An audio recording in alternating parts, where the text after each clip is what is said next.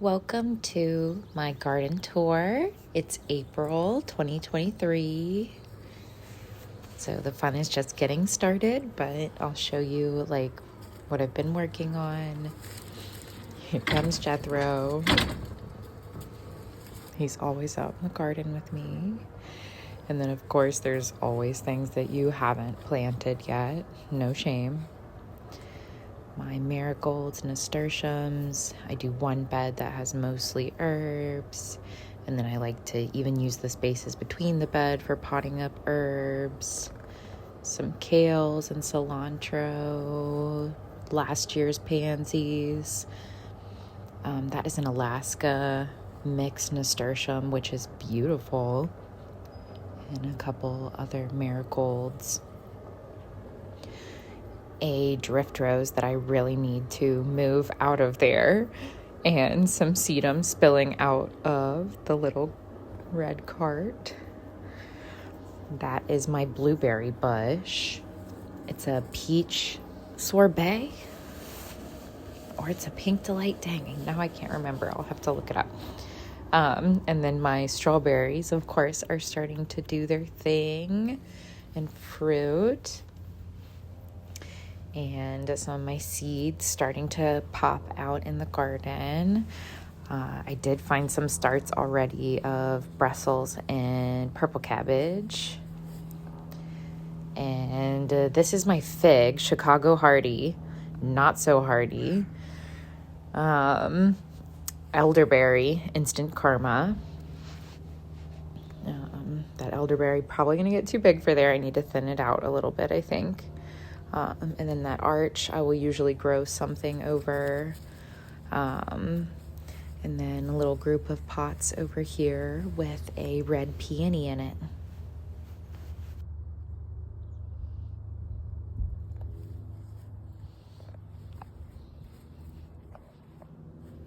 The other side of the fence is a work in progress. I want to turn it into a bed. That is a cherry tree that is very cracked at the base, so it's just limping along. And some really cute anemones that I found at Walmart this year. Again, no shame, Walmart shopping. And a huge arborvitae. Hey, Jethro. And then over here is probably one of my favorite beds. It's kind of like semi-shade, and I do acidification.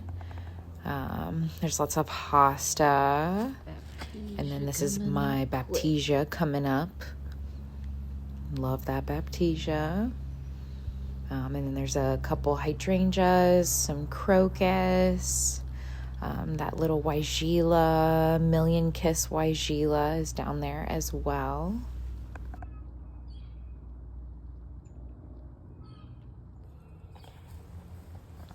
Another angle coming up on my favorite space. I plant bulbs along here every year, and these guys, I cannot wait for them to emerge. They're the frilly edge, the parrot tulips, and I just cannot wait. Hard to get a good shot of them, but you can see the veining on the edge and the unevenness. And then I put some fritillaria in there as well, and some imperialis, so waiting for those to come up. That is some Jacob's ladder and some Achillea. So cute. Yarrow. And then lots of my azaleas died back a lot this year. So that one bloom, horrible, Midwest, yike. I'm just writing it out and not cutting anything back yet, but I'm gonna wait for it all to leaf out. This is a deciduous azalea that was really hard for me to get a shot of, but it's about to set its bloom. So it puts on a lot of the bloom first, and then we'll follow with a little bit more leafing. This one is a mandarin lights azalea. Yeah. Show the yeah, mandarin lights. And I just cannot wait for it to bloom. This is a Perfecto Mundo azalea in the pink. And then over here, some of more of my hellebores. I adore the hellebores. They're so easy. Some blue fescue grass, as well as a little memorial tree there. Here you see a little Henry Itea and Mom's iris bed. There are so many different color irises that come up in here throughout the season. This guy is that dark purple. I don't know what the exact cultivar is named, but the next ones will be the white blooming and the yellow blooming, and I am obsessed. A little lonely, struggling corbel, and an Arctic willow on a standard. I just love that. And we have some Magnus coneflower, as well as some geraniums and alyssum.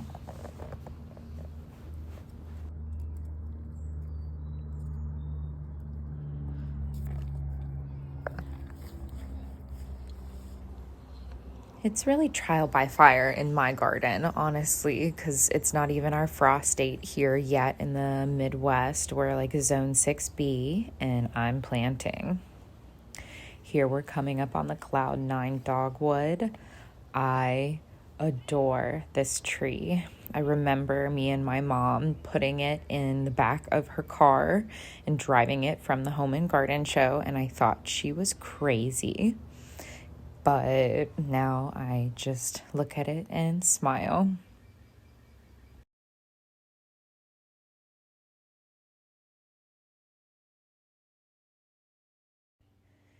Every garden needs a bird bath. And here I have some sedum that's perennial, comes back every year. I planted really early some marigolds and petunias in the pots just to see how they fare. And honestly, hasn't been great so far, but we'll see. There's some euonymus and Solomon seal that comes up in this part of the bed. I just adore the little dainty blooms on that Solomon seal.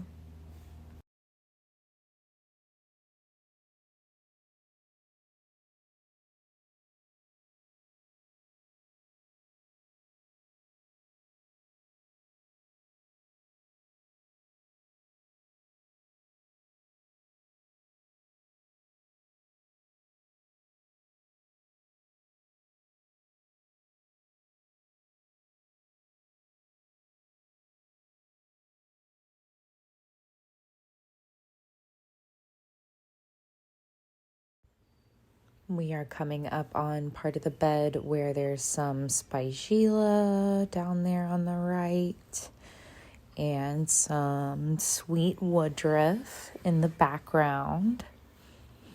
My pots I already planted with a tiny emerald green arborvitae, some dusty miller, some orange marigolds, and some purple petunias. And then I also put some Mona lavender plectranthus in the ground. That stuff is to die for. There's another shot of the woodruff, also known as gallium sometimes. And then the twin pot. I am in love with the color of purple in the petunia.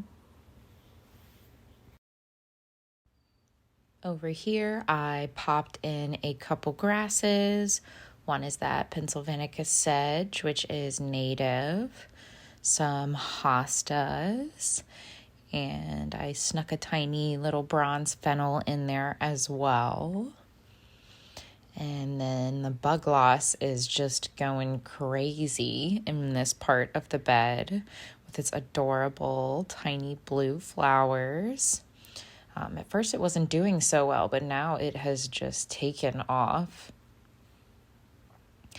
And then there is a corkscrew hazelnut, a Coryllius contorta in that bed, as well as some Haconocloa grasses, and some snapdragons and alyssum.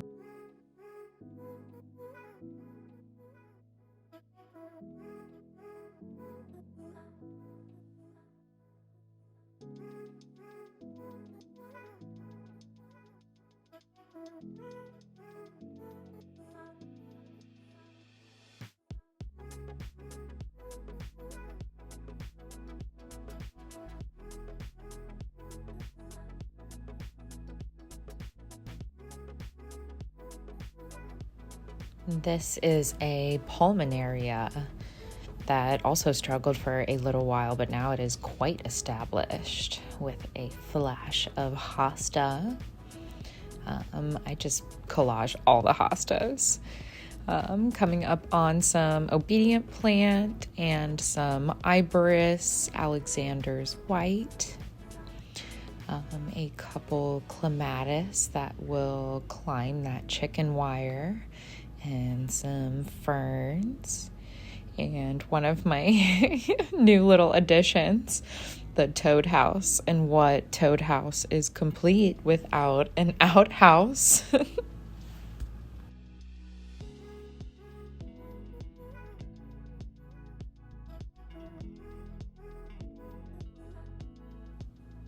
This is a sweet little area, some Angelina sedum, and some beautiful blue and pink columbine, as well as this tiny angel figurine statue that my mom thrifted, and a little hosta under the steps.